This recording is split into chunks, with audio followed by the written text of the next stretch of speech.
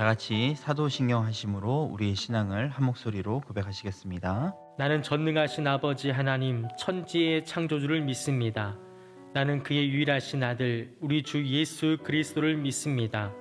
그는 성령으로 잉태되어 동정녀 마리아에게서 나시고 본디오 빌라도에게 고난을 받아 십자가에 못 박혀 죽으시고 장사된 지 사흘 만에 죽은 자 가운데서 다시 살아나셨으며 하늘에 오르시어 전능하신 아버지 하나님 우편에 앉아 계시다가 거기로부터 살아있는 자와 죽은 자를 심판하러 오십니다. 나는 성령을 믿으며 거룩한 공교회와 성도의 교제와 죄를 용서받는 것과 몸의 부활과 영생을 믿습니다. 아멘. 다 같이 찬송가 302장 내 주 하나님 넓고 큰 은혜는 함께 찬양하심으로 하나님께 영광 올려 드리시겠습니다.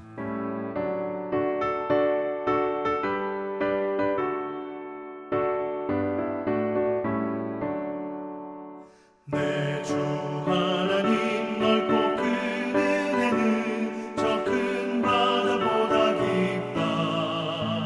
너도 다 주를 길러 깊은 대로 저 한가운데 가보라. 언덕을 따라서 창가에 배 띄워 내 주 예수 은혜의 바다로 내 맘껏 져가라.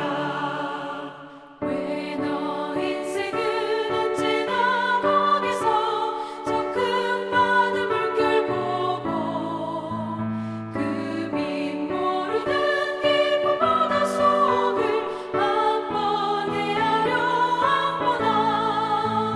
언덕을 따라서 창가에 배 띄워 내 주 예수 은혜의 바다로 내 맘껏 져가라.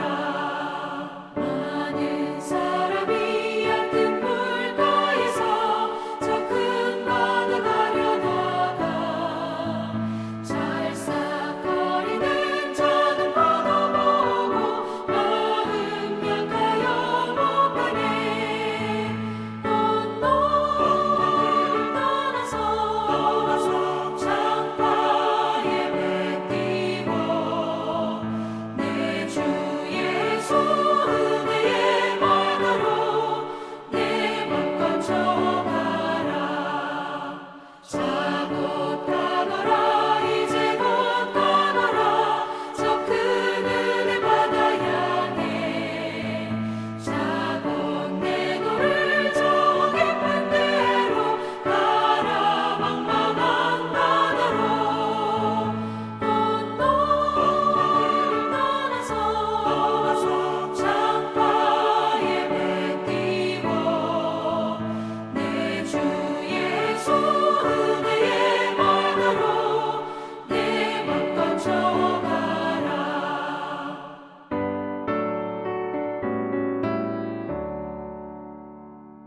함께 나누실 하나님의 말씀은 누가복음 1장 67절에서 80절까지 말씀입니다. 누가복음 1장 67절에서 80절까지 말씀 제가 봉독해 올리겠습니다. 그 부친 사가랴가 성령의 충만함을 받아 예언하여 이르되 찬송하리로다 주 이스라엘의 하나님이여 그 백성을 돌보사 속량하시며 우리를 위하여 구원의 뿔을 그 종 다윗의 집에 일으키셨으니 이것은 주께서 예로부터 거룩한 선지자의 입으로 말씀하신 바와 같이 우리 원수에게서와 우리를 미워하는 모든 자의 손에서 구원하시는 일이라. 우리 조상을 긍휼히 여기시며 그 거룩한 언약을 기억하셨으니 곧 우리 조상 아브라함에게 하신 맹세라.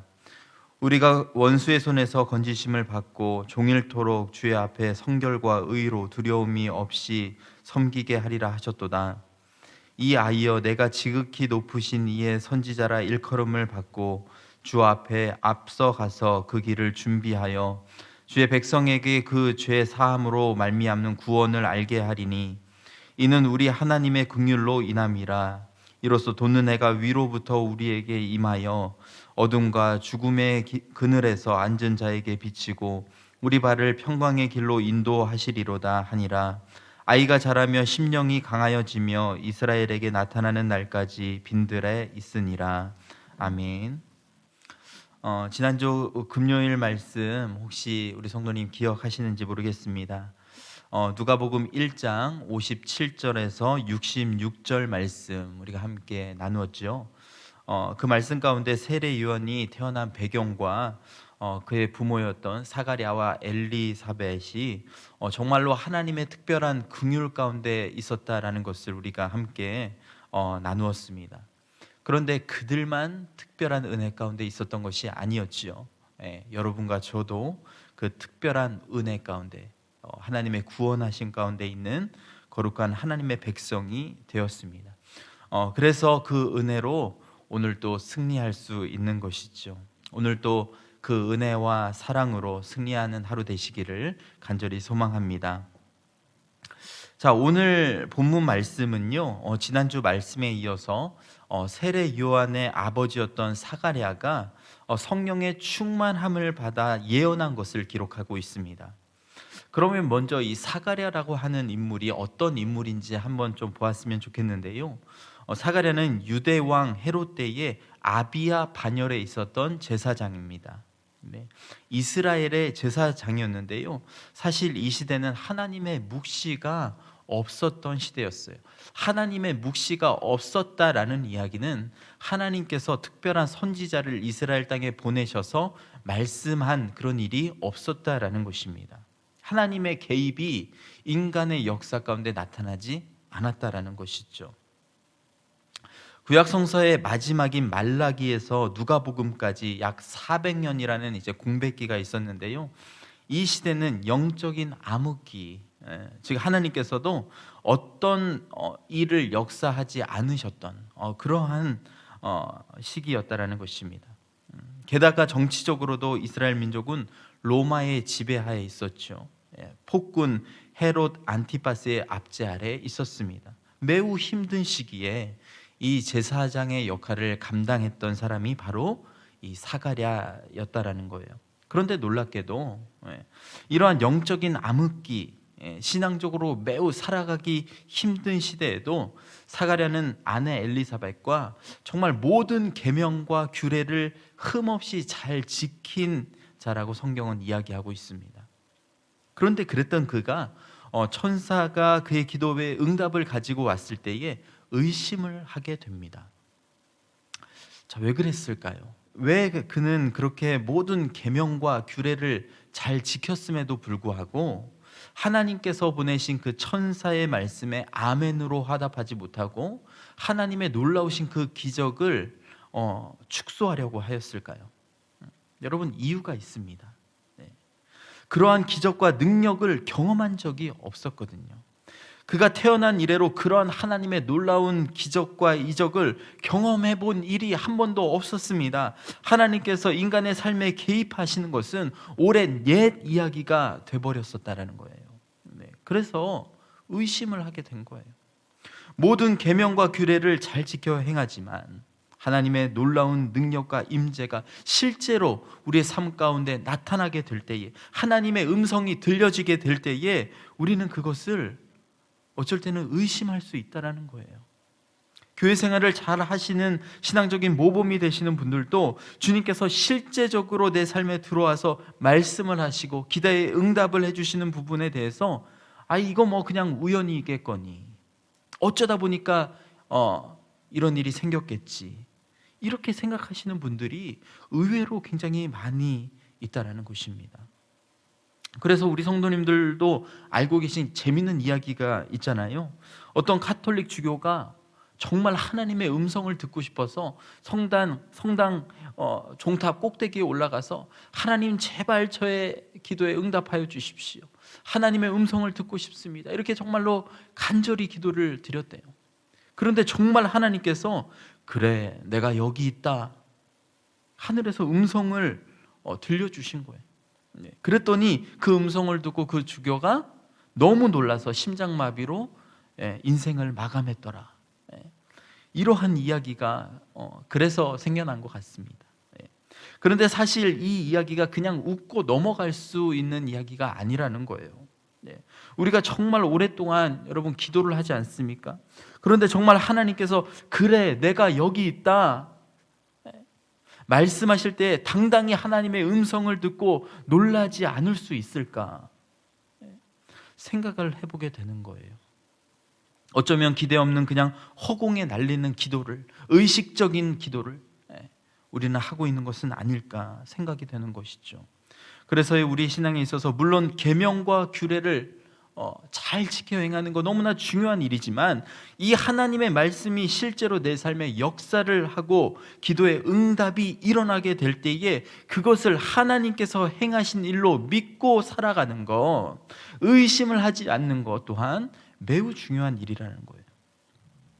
안타깝게도 사가랴는 하나님의 메시지를 아멘으로 받지 못하고 의심을 하게 됩니다. 누가복음 1장 18절에 보시면 내가 이것을 어떻게 알리요? 내가 늙고 아내도 나이가 많으니이다. 나와 내 아내가 지금 이렇게 나이가 많은데 어떻게 우리가 아기를 가질 수 있겠습니까? 농담하지 마세요. 의심하는 마음 가운데 있었던 것이죠.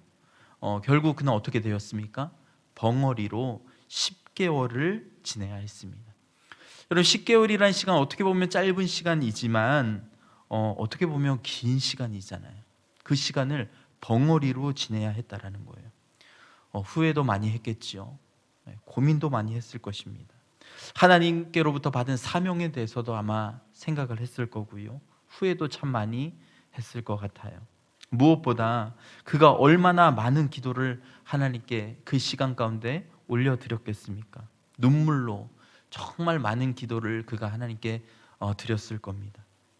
그러한 광야의 시간을 통하여서 그는 더욱더 연단되어졌고 결국 아들의 이름을 요한이라고 짓는 순간 입이 풀리면서 말을 할 수 있게 되었죠. 그리고 나서 그는 성령의 충만함을 막 이제 얻게 됩니다. 그리고 오늘 말씀 사가랴의 예언이 있게 되는 거예요.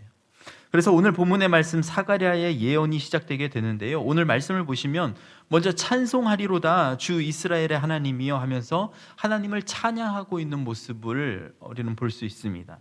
그의 예언이 하나님을 찬양하면서 막 이제 시작하고 있다라는 거예요. 여러분 성령 충만하면 우리 안에 일어나는 일이 있는데요. 그 중에 하나가 하나님을 찬양하는 것입니다. 구약시대 때부터 언제나 하나님께서 임재하는 곳에는 찬양이 있었고요. 하나님을 경배하고 찬양하는 곳에는 언제나 뜨거운 하나님의 기적과 능력이 그곳에 임재하였다라는 거예요. 그러면 오늘 말씀에서 사가랴는 하나님을 찬양하고 있는데 어떤 내용을 찬양하고 있는 것일까? 한번 보았으면 합니다. 가장 먼저 그는 우리를 죄 가운데 구원하여 주신 것을 찬송하고 있어요. 오늘 말씀 68절에 보시면 찬송하리로다 주 이스라엘의 하나님이여 그 백성을 돌보사 속량하시며 이렇게 말씀하고 있습니다. 여기서 돌보사로 번역된 헬라어 단어는요 에페스 케프사토라고 하는 단어인데요 원래의 뜻은 찾아오셨다라고 하는 의미입니다. 성경 전체의 이야기를 여러분 한 단어로 한 어떤 구절로 만들어 보라고 한다면 하나님께서 인간을 찾아오신 이야기가 될 것입니다. 아까도 말씀을 드렸지만 말라기 이후로 하나님께서는 400년 동안 침묵하셨잖아요. 침묵을 하시면서 하나님은 때를 기다리셨습니다. 그런데 때가 되어 드디어 하나님께서 다시 이스라엘 백성을 찾아오셨다라는 거예요. 사가랴와 엘리사벳을 먼저 찾아오셔서 세례 요한이 먼저 이 세상에서 회개를 외치게 하셨지요.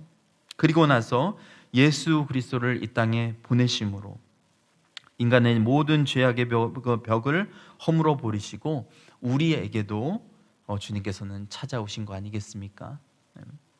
제가 가끔 가다가 우리 성도님들에게 이러한 질문을 던질 때가 있어요. 성도님은 어떻게 예수님을 처음 믿게 되셨습니까?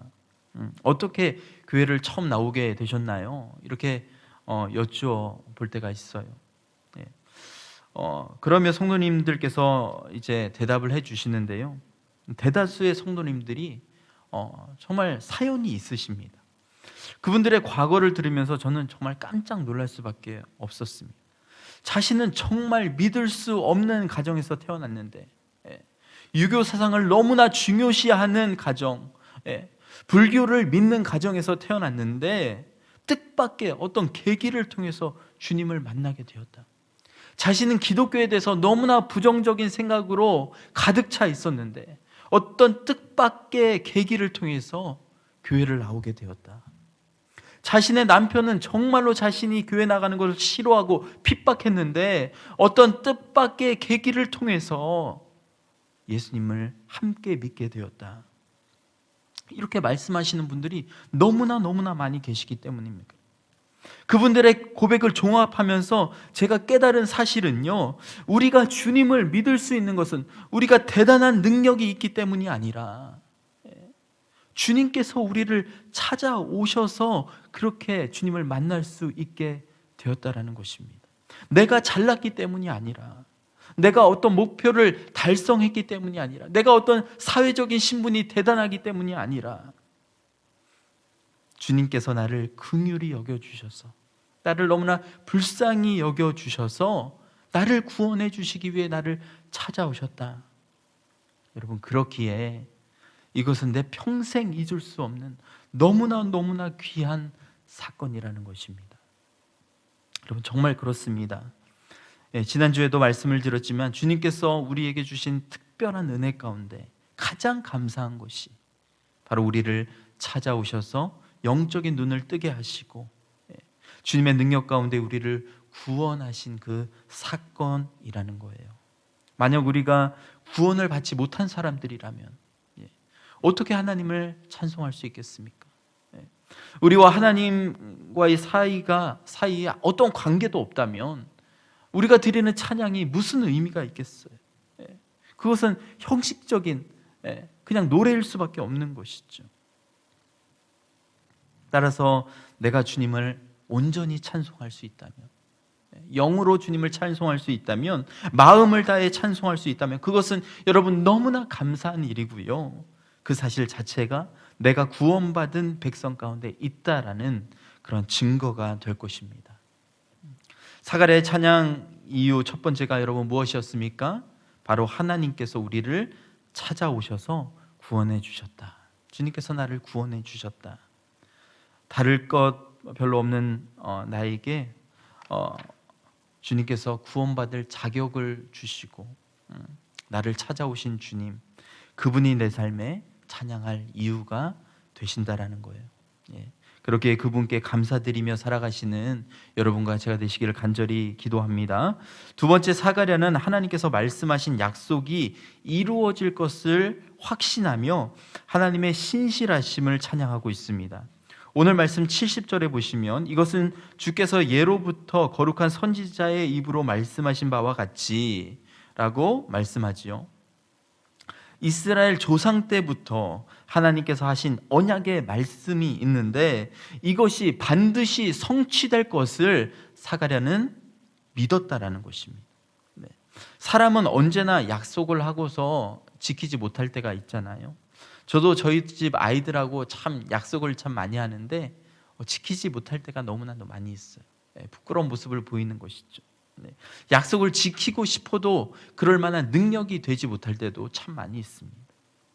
그런데 우리 주님께서는 어제나 오늘이나 영원토록 동일하시고 한번 약속하신 것은 절대로 반드시 이루시는 그런 하나님이시라는 거예요. 그렇게 사가랴는 찬송을 하면서 오래전에 구약의 선지자가 예언한 대로 모든 하나님의 말씀이 이루어질 것을, 성취될 것을 믿었고요, 그것을 이루실 하나님을 온전히 찬양하고 있었다라는 거예요. 우리의 삶에도 주님의 신실하심을 향한 찬양이 있어야 할 줄로 믿습니다. 여러분, 하나님께서 정말 내 기도를 들어주실까? 정말 가능한 일일까? 보이지 않는 하나님이 내 기도를 들으실까? 여러분, 의심해서는 안 된다라는 거예요. 야고보서 1장 6절에서 7절에 이렇게 말씀합니다. 오직 믿음으로 구하고 조금도 의심하지 말라. 의심하는 자는 마치 바람에 밀려 요동하는 바다 물결 같으니 이런 사람은 무엇이든지 주께 얻기를 생각지도 말라. 여러분, 너무나 중요한 말씀입니다. 기도를 하면서 믿음으로 간구하는 것이 아니라 신실하신 하나님께서 내 기도에 응답하실 것이다 라는 확신으로 부르짖는 것이 아니라 과연 될까? 정말 이루어질까? 일단 기도나 해보지 뭐. 이렇게 기도를 하는 것은 너무나 안타까운 일이라는 거예요. 그것은 응답받지 못하는 요청을 하나님께 구하는 것과 마찬가지라는 것입니다. 왜요? 그렇게 의심하는 기도를 하나님께서는 기뻐 받지 않으시기 때문에 그렇습니다. 그것은 절대로 하나님 아버지의 마음에 합한 기도가 아니라는 거예요. 아버지를 믿지 못하는데 어떻게 아버지에게 무엇인가를 구할 수 있겠습니까, 여러분? 그건 그냥 흉내만 내는 것이죠. 따라하는 것이죠. 형식적으로 그냥 하는 것이죠. 그렇게 오늘 사가랴의 찬송, 하나님은 신실하신 분이시다라는 사실을 정확히 기억하고 우리가 기도할 때는 정말로 조금도 의심하지 않고 믿음으로 기도를 해야 할 것입니다. 우리의 기도의 대상은 신실하신 하나님이신 줄로 믿습니다. 신실하신 그 하나님께서는 꼭 우리가 간절히 드리는 그 기도에 응답해 주실 것입니다. 자, 마지막으로 사가랴는 우리를 늘 평강의 길로 인도하시는 하나님을 찬송하고 있습니다. 오늘 말씀 78절 79절에 보시면 이로써 돋는 해가 위로부터 우리에게 임하여 어둠과 죽음의 그날에 앉은 자에게 비치고 우리 발을 평강의 길로 인도하시리로다, 이렇게 말씀을 하고 있습니다.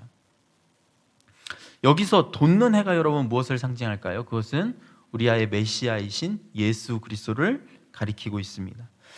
그분께서 우리를 비추셔서 우리와 함께 하시고 어둠과 죽음의 길에서 이제는 평강의 길, 소망의 길로 우리를 인도해 주신다라는 거예요. 하나님께서는 사가랴의 찬송처럼 정말로 사가랴를 평강의 길, 소망의 길로 인도해 주셨습니다. 오늘 말씀 80절에 보시면 아이가 자라며 심령이 강하여지며 이스라엘에게 나타나는 날까지 빈들에 있으니라, 이렇게 말씀을 하고 있지요. 이 아이가 누구입니까? 세례 요한, 사가랴의 아들이잖아요. 이 세례 요한이 자랐다라는 거예요. 육체적으로, 지식적으로 잘 자랐을 뿐만 아니라 심령이 강하여졌다라는 것이죠. 영적으로도 너무나 건강하게 잘 자랐다는 것입니다. 뿐만 아니라 그는 하나님께서 정하신 때까지 빈들에서 매우 강한 훈련을 받았습니다. 빈들에서 그를 연단하시고 교육시키심으로써 이제 곧 오실 메시아를 맞을 준비를 하고 있었던 거예요. 여러분, 한번 생각해 보십시오. 이렇게 사랑하는 아들이 육적으로, 지식적으로, 또 신앙적으로 잘 자라는 모습을 보면서 사가랴가 얼마나 마음이 뿌듯했겠습니까? 그의 마음이 얼마나 행복했을까요? 늘 감사와 기쁨이 그의 삶 가운데 넘치지 않았겠습니까? 우리의 삶에도 자녀를 통한 축복, 그리고 우리의 삶 전체를 통한 평강의 길로 인도하시는 하나님의 손길이 너무나 중요합니다. 그렇게 인도하시는 하나님을 찬양하며 사는 것 너무나 중요한 일이 아닐까 생각을 해보게 되는 거예요. 자, 오늘 말씀은요, 사가랴가 정말로 하나님을 향한 찬양을 하면서 예언을 한 그러한 내용입니다. 가장 먼저 여러분, 사가랴가 무엇을 찬양했습니까? 우리를 찾아오셔서 구원하신 하나님을 찬양했고요. 두 번째, 약속하신 것을 반드시 지키시는 하나님을 찬양했고요. 마지막으로는 우리의 삶을 평강의 길, 소망의 길로 인도하시는 하나님을 그는 온전히 찬양했습니다. 이 말씀을 한번 우리 성도님들 마음 깊은 곳에 좀 새겼으면 좋겠습니다. 그리고 이제 크리스마스가 얼마 남지 않았잖아요. 이제 한 8일 정도 남은 것 같은데요. 오늘 정말 여러분 기도 후에 아니면 기도를 하시면서 나를 구원하신 주님, 신실하신 주님, 나의 삶을 평강의 길로, 소망의 길로 인도하시는 주님을 기억하시면서 정말 찬양을 좀 올려드렸으면 좋겠습니다. 찬양 가운데 임하시는 주님께서 우리를 늘 붙들어 주시고 정말 이 힘든 코로나 시대에도 평강 가운데 승리의 길로 인도해 주실 것입니다. 오늘도 말씀으로 승리하시면서 힘든 하루 주님의 말씀으로 승리하시는 하루 되시기를 간절히 소망합니다. 주기도문 하심으로 예배를 마치시겠습니다. 하늘에 계신 우리 아버지, 아버지의 이름을 거룩하게 하시며 아버지의 나라가 오게 하시며 아버지의 뜻이 하늘에서와 같이 땅에서도 이루어지게 하소서. 오늘 우리에게 일용할 양식을 주시고 우리가 우리에게 잘못한 사람을 용서하여 준 것 같이 우리 죄를 용서하여 주시고 우리를 시험에 빠지지 않게 하시고 악에서 구하소서. 나라와 권능과 영광이 영원히 아버지의 것입니다. 아멘. 또 말씀 기억하시면서 함께 기도하시겠습니다.